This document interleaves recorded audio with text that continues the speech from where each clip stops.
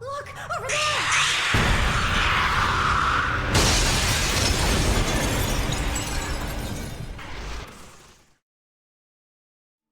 Hey everybody, welcome back to Video Game Mess. So, Darren, you know what time it is? It is the month of October, and it is the end of the year, and that means it's time for another inductee of the Unported Playlist Hall of Fame.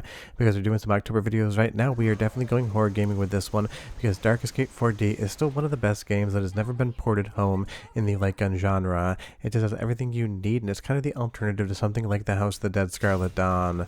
Before we get too far involved though, do me a huge favor, go down below, hit like and subscribe, and ring that notification bell. Definitely helps us out. And if you feel so inclined and want to support the channel, I got a Patreon link down below as well. But maybe you saw a cabinet or two back in the day for Dark Escape 4D, maybe in like the late 2000s, early 2010s or so, gave it a couple quarters, enjoyed it, and then kind of moved on with your day. This is running on PlayStation 3 based hardware, but in the arcades with some slight enhancements, and even though this would have been a perfect thing to use with the Move controllers on PlayStation 3, it's nothing that ever actually came home. But that really isn't all that weird. A lot of times when companies like Namco would make games like this, they would issue basic exclusive licenses for the games just to be in arcades. That way when arcade operators would spend the tens of thousands of dollars to buy a massive cabinet like this, they knew that they wouldn't have to worry about a $20 home port 6 months down the line, which would kind of keep their earnings down to a minimum. But outside of that, this game is just a ton of fun and really shows where the horror light gun gaming genre went, especially because at this point in time, that genre in and of itself was kind of dying off in arcades. And the most fun part about the arcade cabinet is you also had a heart rate sensor that would be tied to the actual light gun you were holding. You'd hold it with two hands and would actually take your pulse and be able to interpret it in the game. If you got panicked, the game could become more difficult or you could actually lose score. But we were playing this on our PS3 today via Techno Parrot, and the best part is, so long as you have a good rig, you're going to be able to run this thing at full speed. You can do something like Gun for IR, you can use a mouse Wiimote, anything you possibly want. But this game is just a straight up horror vibe, kind of playing around in that body horror element. There really isn't all that much story in the game. You're trapped in some sort of experiment a la Saw, and you're just trying to escape, so you're not going to really get a huge reason for why you're here. But it really is just a great zombie shooting gallery game, and that's all you really need out of a game like this. And it's interesting because Namco didn't really play around that much in horror. Sure, back in the day they had stuff like Splatterhouse, and maybe even Dead Storm Pirates has a couple of skeletons and monsters, but Namco wasn't really a company that would go towards that horror genre the same way that Sega would, even Konami sometimes. But Dark Escape 4D just kind of did everything it could to differentiate itself with being that pure horror experience. Now, if you haven't noticed already, the 3D is turned off on this capture, but if you have active 3D glasses, you can play this on your PC and get the entire 3D aesthetic. And the reason it's called Dark Escape 4D is the cabinet also had other things like those bass thumpers that would kind of make it feel like you were immersed in this world. Because that glass shard there really isn't going to make much of a difference to scare you when you're playing in 2D, but if you're in a cabinet that actually seemed like it was coming towards your eyes, I could see somebody flinching there. Now this game definitely doesn't seem to be in arcades all that often anymore. I haven't seen it in some years. If you know where there is a cabinet, leave me a comment down below. But as far as a light gun aficionado is concerned, this game just really does everything right, outside of some of the cheap difficulty later on in the game where it's almost impossible not to get hit. But it is fun just checking out PlayStation 3 era arcade games as well, because PlayStation 1, 2, and 3 all went to be different arcade boards, but I would say the PlayStation 3 era probably had the least amount of games issued for it. But it has that classic PS3 graphical aesthetic, maybe a little bit blurry on the textures, but it's something that if you grew up with and enjoyed it, you probably will love here as well. And I just really like how this game plays around with the intensity. In one area you're only going to be shooting one thing, but you have a flashlight on the end of a magnum.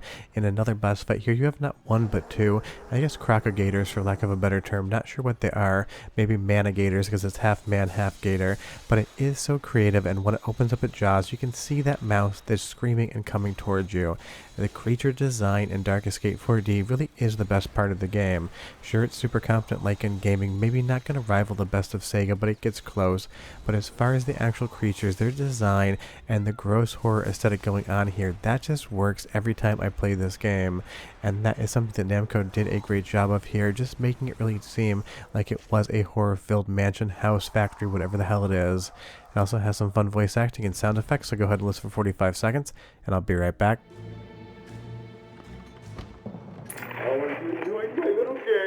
You're fortunate to have been chosen to play. Where else could you get such an adrenaline rush?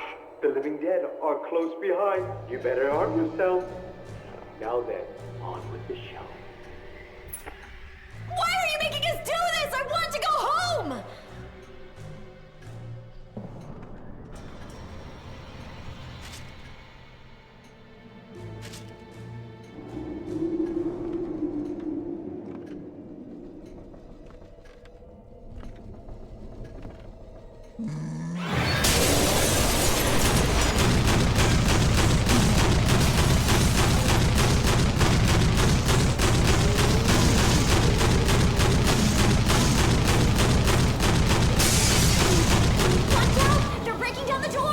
I mean, the voice acting is solid, if not a little bit cheesy, and that gunshot sound effect really does make it feel like you are sitting there in this house as the zombies break through. And that's because, like I said, the captain would have some heavy bass on it, so you'd really feel the thumps of each and every one of those shots when you're playing the game.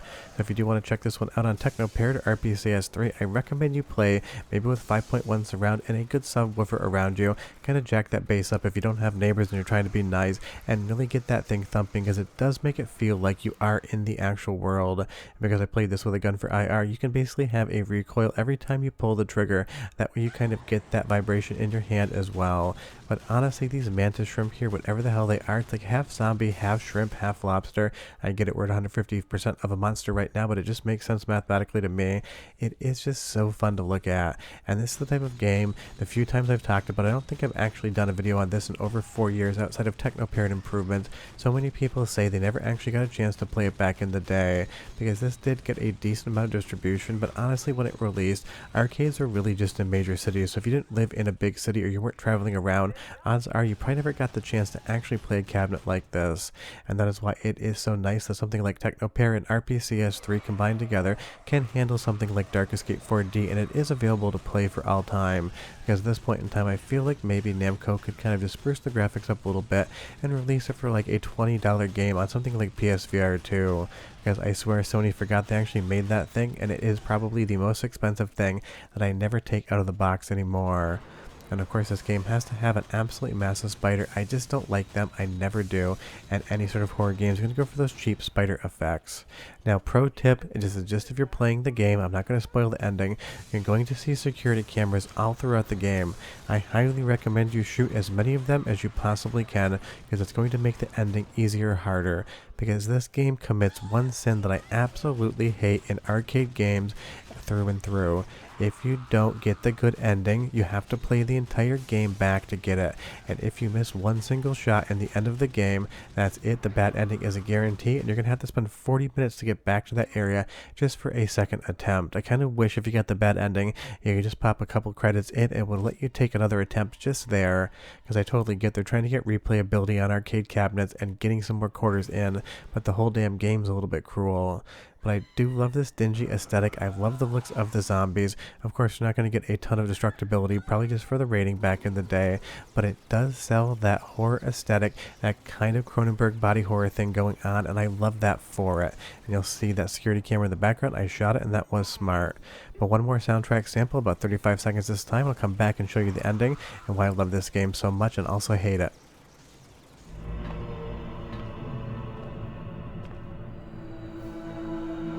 This is definitely the room he was in.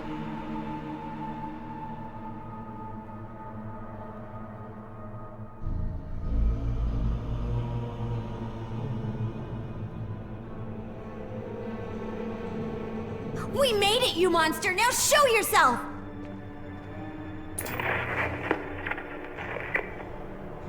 Congratulations on making it this far. Well, it seems I've won our little bet. You just don't know when to quit, do you? I thought you'd be dead within minutes. You just cost me 100 million. And now, for my final wager. This time it's between you and me.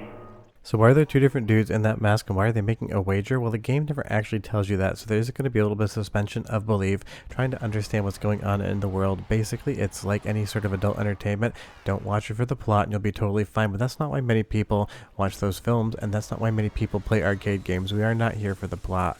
But I absolutely love the final boss here. The design is spectacular. We're talking 10 out of 10 as far as monster designs are concerned, in my opinion. But again, you can play this game for 45 minutes and get the bad ending in the last 5 seconds. That is how tight it is. Not only with the force damage, but having to hit like 30 targets as they fly around. And if you miss even one, that's it. You guarantee the bad ending and a replay. But Dark Escape 4D is 99% an amazing game, not only for October and horror gaming, but in general, and 1% a really bad game because of that damn ending. But it is still in the Unported Playlist Hall of Fame, so I think you should check it out. See you next time. Bye-bye.